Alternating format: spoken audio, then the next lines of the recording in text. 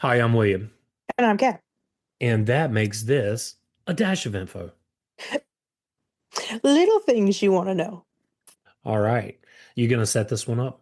I can set this one up. All right, do it. So, William, when you think of fall, what comes to mind? Is it pumpkins, colorful leaves, and apples?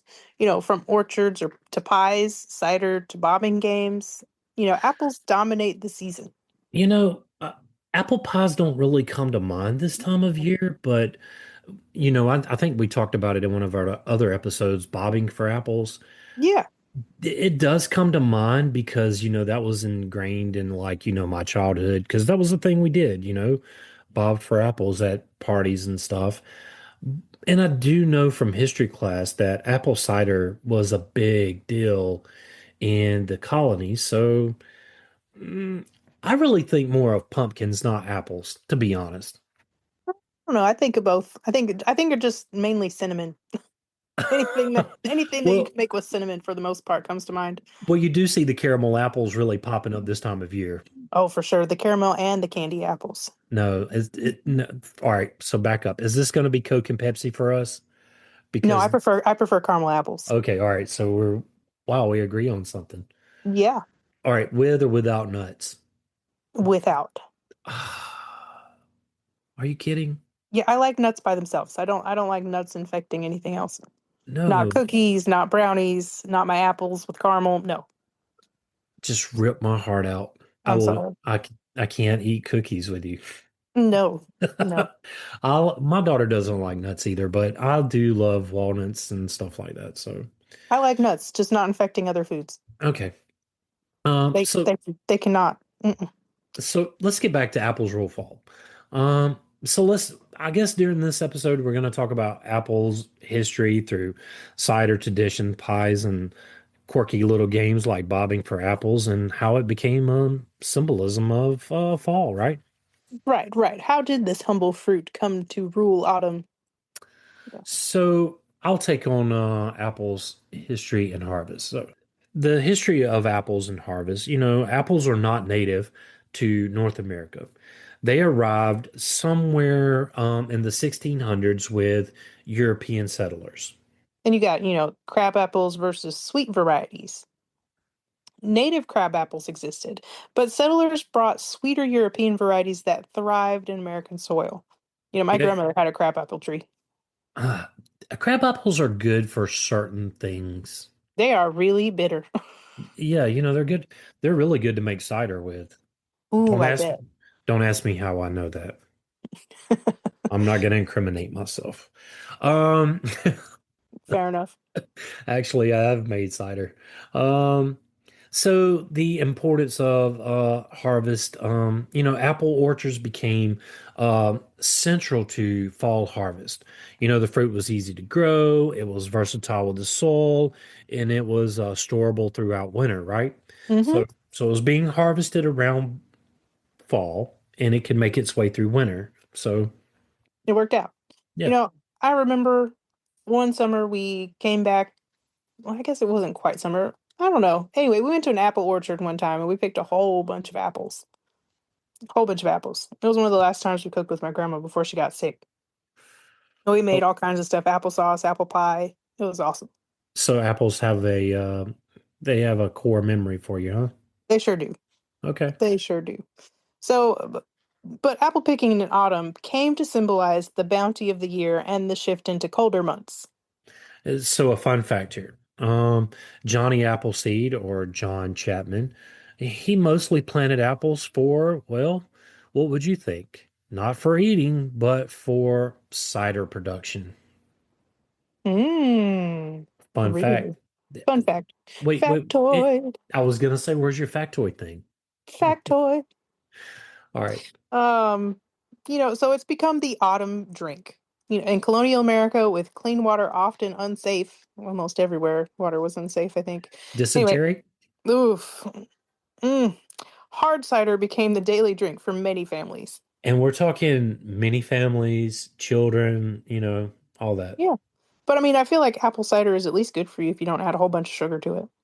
Yeah, well, and some can have an alcohol content. Yeah, yeah, yeah, Uh, definitely. nearly every homestead had apples and had a cider press to, well, make their own supply of apple cider.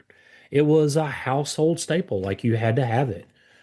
No clean drinking water. You definitely didn't want to get dysentery when you're out there in the plains by yourself. Nope, nope, not on this Oregon Trail. No. By the 1700s, cider was more common than beer in much of the United States. Yeah, so here's a little modern twist to it. Today, cider is a fall festival favorite, and you can have hot spice cider to crafted hard ciders. You can have crafted cider beers. Like what is that one? I'm not gonna name drop it, but you got beers that kind of fall with it, and then you have other drinks that became popular. You could spice with rum and things like that, right? I like rum. But here's a quirky factoid. In England, orchard is that wassailing? Wassailing. Wassailing. Here's a quirky factoid. In England, orchard wassailing rituals involved pouring cider on tree roots to bless the harvest. We have an episode on warm Thanksgiving drinks, and wassail is in there. Ooh, But I'm gonna edit that out. I'm not giving anybody any ideas. fair enough. So apple pies, and when you say apple pies, you think, man, that is an American. It's as American as baseball, right? Is it But really from America? well, fruit pies date back centuries, but the apple pie gained fame in England. Oh, so it's English. I see. Yeah. But lots of the colonies came from England, so it became an American tradition. In the U.S., apple pie became tied to autumn harvests and family gatherings. Yeah, so by the 19th and 20th centuries, apple pie symbolized wholesome American values, kind of like, when people say America, and you kind of automatically think American apple pie or baseball or, whatever. Those two are synonymous with the with American values, right? I mean, I always think of the lady in the polka dot dress having an apple pie in the window. Oh man, sitting on the windowsill to cool. I would not Mm-hmm. eat that apple pie. I'm sorry. No, no. Yeah, the flies. Well, yeah, they didn't really have screens back then, so I mean, I guess if you laid a towel over it or something, maybe. yeah, yeah, or had a screen. Yeah, dysentery. Flies do not give you dysentery. I know. I was just throwing out a joke there. Goodness gracious. Apples is stored after harvest, made pies, a fall and winter staple. Yeah, and today apple pies are, well, a Thanksgiving classic, and they're as much of a favorite as fall festivals and bake-offs. They're right there with well, all of that. And I think in some places, apple cider is still a drink to enjoy. I know I like to get the little K cup ciders, and I like to adult it a little bit during the You wintertime. adults a drink? Mm, Never. Never, no. It's rare that I adult a drink. So before we get into part four, bobbing for apples, let's take a small break. Okay, let's do it. Stay with us. We'll be right back. Looking for your favorite band, team, or TV show, maybe that movie? Since 1969, Old Glory has been the ultimate destination for officially licensed merchandise, with over 300,000 items in music, sports, movies, TVs, and popular culture. And you have Christmas coming up. Have that hard to find person that you're looking for? Check out Old Glory. At checkout, use our exclusive listener discount code and get 15% off any product. All you have to do is put InfoGo in at checkout. That's InfoGo at oldglory.com. You can find the link in the show notes. Are you too hot at night? Well, say hello to the world's softest sheets, Cozy Earth's bamboo sheet set. Keeps you cool, dry, and comfy all night long. It's made from bamboo. They're moisture wicking, breathable, and get even softer with every wash. Did you even know that you can make sheets out of bamboo? I didn't. I thought that was awesome. And they have pajama sets. Pure cozy elegance, stylish, silky, praised on Good Morning America and in style, and backed by thousands of five-star reviews. You can't beat the 100-night sleep trial and free shipping on over $50 plus a 10-year warranty for sheets. 41% off any product with code INFOGO at CozyEarth.com. Make sure you find the link in the show notes. And now that we're back, did you want to take on bobbing for apples or you want me to do it? Sure. Okay. This fall party game actually traces back to Celtic and Roman traditions where apples were more than food. They symbolized fertility, love, and prosperity. Didn't we talk about that in the origins of Halloween? Kind of. Kind of. Yeah. So it wasn't just, a poison apple that the witch gave you, okay? Apples were often part of rituals and seasonal celebrations, linking the fruit to romance and future fortune. Oh, wow. And so the in medieval Britain, young people would bob for apples as a way to predict marriage. I wonder how that worked. Mm, Each apple was thought to represent a potential suitor. So I guess, you got the one with the little spot over here, you got the one with the worm. Which one are you going to shoot for? right. Did they carve initials on the apples and see who could get what? Um, yeah, but and successfully catching one could indicate, well, future romance with whoever this apple was assigned to, I guess. I don't know how that would work, but that's crazy. Right.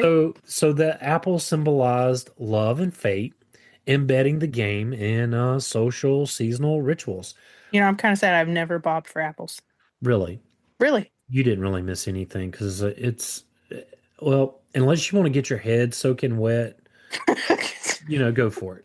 Just get you a just get you a tub and you put you some apples in there, fill it full of water. You want it about 2 or 3 inches deep, so it's really hard for you to get the apple. Yeah, it's a I, pretty gross it, game. it's I when sure, did your germophobia start? well, yeah, I just looking back at it now, I just wonder how I survived. Oh my goodness. So, in American Halloween, the game migrated to the US and by the 19th century became a popular Halloween party activity. Yeah, it was often played at fall festivals, harvest parties, community gatherings, just really trying to keep the tradition alive while adding a little bit of festive, playful element to whatever you got going on. Because bobbing for apples it is a you have to have some talent. Yeah, it sounds a lot harder than, it looks. And not to mention, like, unless you're cleaning out the water every time, it is kind of gross. Yeah, no, you're not cleaning out the water every time. And Mm. and what really would be, if somebody had just about got that apple, there would be teeth marks on it. Ooh. Mm. Yeah. No wonder Yeah. it's not played that much today. Yeah. Yeah. That sounds. Mm. I'm wondering how you survive too. So, in modern practice, today, bobbing for apples is less common, partly because it's messy and requires water or tubs. And it, for people that don't really like germs and sharing saliva with strangers. Um, It does remain a symbolic nod to fall fun, though, the harvest season and nostalgic traditions at Halloween parties and school events. but here's some quirky fun facts. A fun variation involved peeling an apple in one long strip. Have you ever watched the Andy Griffith Show? I have watched a couple episodes of the Andy Griffith Show. Well, there was a stranger that come to town and he was all in the hustle and bustle and everything. And he was trying to peel an apple. Andy was trying to peel an apple to get it all the way around. It broke. Well, at the end of the show, spoiler alert, I think Andy Griffith's been off there for a while, but the stranger actually was able to peel the whole apple in one swell swoop. Now, that was something that we would do too. Hmm. You know, That sounds a lot more fun. yeah. And the pills shape or letters could hint at the first letter of a future lover's name. you know? And this really kind of added a little playful element to fortune telling by basically peeling an apple. Hmm. You would There's an episode probably, like that in Charmed too. yeah, you would probably mostly get C's and O's out of it, I guess. Yeah. Yeah. Definitely Yeah. wasn't getting an A out of it. No. Unless you got the little lowercase a, maybe. I guess it's possible. No X's. No. So, apples are more than a fruit. In Greek mythology, the golden apple played a pivotal role in the story of the Trojan War. The apple was inscribed for the fairest and sparked a dispute among the goddess Hera, Athena, and Aphrodite. This myth links apples to desire, conflict, and temptation, highlighting their symbolic power in stories. In Norse mythology, apples granted immortality to the gods while keeping them youthful and strong. So the goddess Idun, I suppose it'd be okay, Idun or Idun. all right, Idun, let's go to it, Idun. So was the keeper of these apples, emphasizing apples as a symbol of eternal life and divine nourishment. In the biblical tradition, the forbidden fruit in the story of Adam and Eve is often depicted as an apple, though the Bible never specifies the type of fruit. So, no, the Bible never really mentions the word apple as the forbidden fruit. Adam and Eve ate. So in the book of Genesis, it refers to it simply as the fruit of the tree. The common association of the forbidden fruit with an apple came later, possibly from the Latin Vulgate translation, where the word for apple malleus, can also mean evil, leading to, this misinterpretation. hmm But this association ties apples to knowledge, temptation, and moral choice, making them a powerful symbol in religious storytelling. Yeah, and then you got folklore, across various cultures. Apples are symbolic of knowledge, temptation, love, and abundance. They appear in fairy tales, proverbs, and seasonal rituals, and they really reflect the fruit's role in human imagination and cultural narratives. So, in the autumn, apples naturally reflect harvest, transition, and the change of seasons. Their appearance in orchards and markets marks the shift from the abundance of summer to the preparation for winter. Yeah, so apple orchards provide a visual, cultural backdrop for autumn traditions. Just look at the Hallmark Channel. Right. So, activities like apple picking, family outings, festivals, and seasonal photography connect the fruit to romance, nostalgia, and seasonal celebration. Yeah. So there you have it. That's why apples rule fall. hmm Yeah.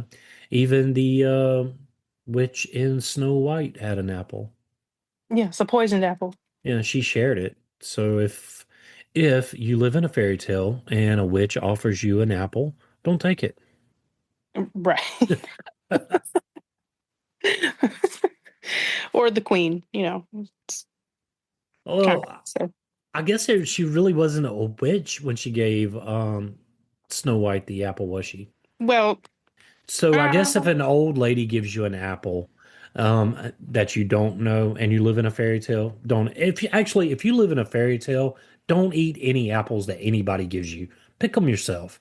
Unless you're in the Wizard of Oz, then the apple trees are going to throw apples at you. So no matter how you play this, you're not going to win. no, I mean, no evil queens that disguise themselves as witches, no random trees that just gonna throw them at you. Yeah. Do you remember the scene in The Wizard of Oz where they start picking the apples from themselves and throwing them at the people? Yeah, yeah. That's pretty much all I've got, Kat.